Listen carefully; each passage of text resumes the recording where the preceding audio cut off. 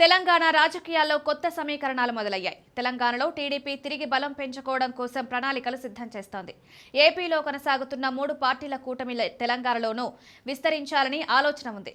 అయితే స్థానిక బీజేపీ నేతల నుంచి భిన్నాభిప్రాయాలు వ్యక్తమవుతున్నాయి. గ్రేటర్ ఎన్నికల వేళ కూటమి జతకట్టే అవకాశం ఉంది. కాగా త్వరలో జరిగే జూబ్లీహిల్స్ బైపోల్లో పోటీ ద్వారా గ్రేటర్ ఎన్నికలు భవిష్యత్ రాజకీయాలకు రూట్ క్లియర్ చేసుకునేలా టీడీపీ సిద్ధమవుతోంది. అభ్యర్థిపైన నిర్ణయం తీసుకున్నట్లు తెలుస్తోంది. టీడీపీ బరిలోకి దిగితే ఎవరికి కలిసి వస్తుంది, ఎవరికి నష్టం చేస్తుంది? తెలంగాణలో జూబ్లీహిల్స్ ఉప ఎన్నిక ద్వారా రాజకీయం మొదలు పెట్టాలని టీడీపీ భావిస్తున్నట్లు తెలుస్తోంది. ఇప్పటికే సర్వేలు చేస్తున్నట్లు ప్రచారం సాగుతోంది.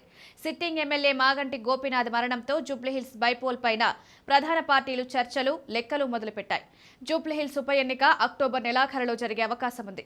దీనికి సంబంధించి సెప్టెంబర్లో షెడ్యూల్ విడుదలవుతుందని అంచనా.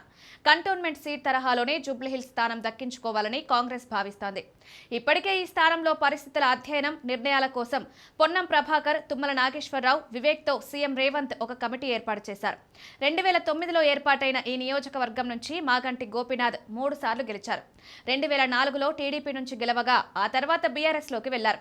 2018, 23 ఎన్నికల్లో బీఆర్ఎస్ నుంచి గెలుపొందారు. ఖైరతాబాద్ నుంచి విడిపోయి 2009లో జూబ్లీహిల్స్ నియోజకవర్గం ఏర్పాటైంది. 2009లో పి విష్ణువర్ధన్ రెడ్డి కాంగ్రెస్ ఎమ్మెల్యేగా గెలిచారు.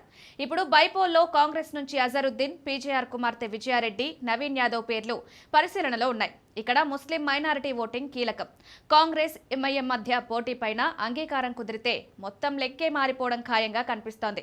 అయితే మాగంటి గోపీనాథ్ కుటుంబం నుంచే తమ పార్టీ అభ్యర్థిగా పోటీలో నిలవాలని బీఆర్ఎస్ భావిస్తోంది. సాధ్యం కాకుంటే మాజీ ఎమ్మెల్యే విష్ణుకు సీటు కేటాయించే ఛాన్స్ ఉంది.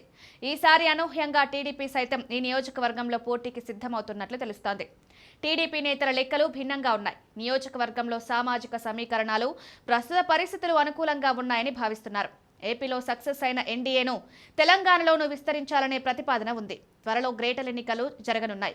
దీనికి ముందు జరుగుతున్న ఈ ఎన్నికతోనే పొత్తు ప్రారంభించాలనే ఆలోచన ఉంది. దీంతో జూబ్లీహిల్స్ బైపోల్లో టీడీపీ, జనసేన, బీజేపీ కూటమి అభ్యర్థిని బరిలో నిలపాలని భావిస్తున్నారు. అందులో భాగంగా టీడీపీ నుంచి నందమూరి సుహాసిని, నన్నూరి నర్సిరెడ్డి పేర్లు పరిశీలనలో ఉందని ప్రచారం నడుస్తోంది. టీడీపీలో సుహాసిని క్రియాశీలకంగా ఉన్నారు. నందమూరి వారసురాలిగా సీటిస్తే కలిసి వస్తుందని అంచనా వేస్తున్నారు. బీజేపీ నుంచి ఒక పారిశ్రామికవేత్తను పోటీలో దింపాలని భావిస్తోంది.